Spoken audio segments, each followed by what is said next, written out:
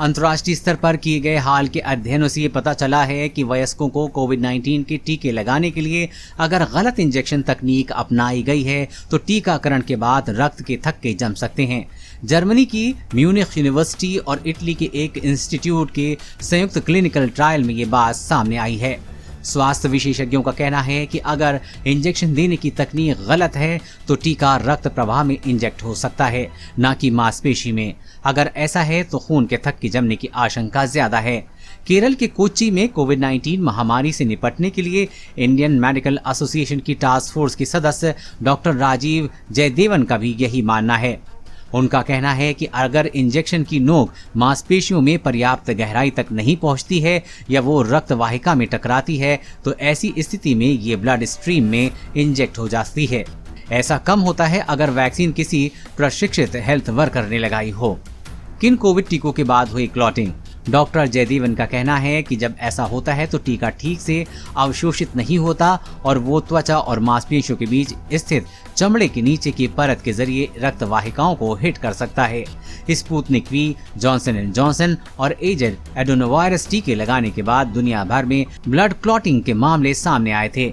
वहीं Sputnik V के टीकाकरण के बाद ऐसी घटनाएं नहीं सामने आई हैं। जर्मनी की म्यूनिख यूनिवर्सिटी और इटली के एक इंस्टीट्यूट के अध्ययन में ये बात सामने आई है कि अगर एडेनोवायरस टीका अगर ब्लड स्ट्रीम में लगाए जा रहे हैं तो ऐसी मुश्किलें सामने आ सकती हैं। ये स्टडी एस्ट्राजेनिका और फाइजर जैसी वैक्सीन लगवाने वाले लोगों पर की गई थी जिन्हें अलग तरीके से वैक्सीन किया गया था। महिला या पुरुष किसे ज्यादा जोखिम? क्या महिला और पुरुषों के शरीर में होने वाली ब्लड क्लॉटिंग में अंतर है? अब तक सामने आई स्टडी के मुताबिक वैक्सीन लगने के बाद क्लॉटिंग के मामले महिलाओं में ज्यादा देखने को मिले हैं। इसकी वजह क्या है अब तक ज्ञात नहीं है। डॉक्टर राजीव से ये भी सवाल किया गया कि उन्होंने कहा कि महिलाओं के शरीर में डेल्टॉइड मसल सघन होती है। इसका मतलब है कि उनके पास वसा की सघन परत पुरुषों की तुलना में होती है।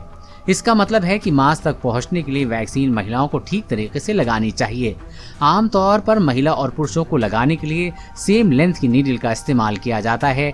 ऐसे में मांस तक नीडल का ना पहुंच पाना महिलाओं में ज्यादा हो सकता है। क्या वैक्सीन की दूसरी डोज में है ज्यादा खतरा? अब तक की स्टडी के मुताबिक कोरोना वैक्सीन की दूसरी डोज में ब्लड क्लॉटिंग के मामले बेहद कम आए हैं। ब्लड क्लॉटिंग की आशंका दूसरी डोज में 10 गुनी कम है।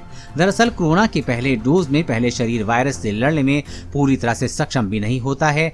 डेनमार्क स्टेटेंस सीरम इंस्टीट्यूट ने वैक्सीनेशन को लेकर विशेष गाइडलाइन जारी की है कि किस तरह से वैक्सीन लगानी चाहिए। थक्का जमने में कैसे बचाव करें, इसके बारे में विस्तार से इस गाइडलाइन में बताया गया है।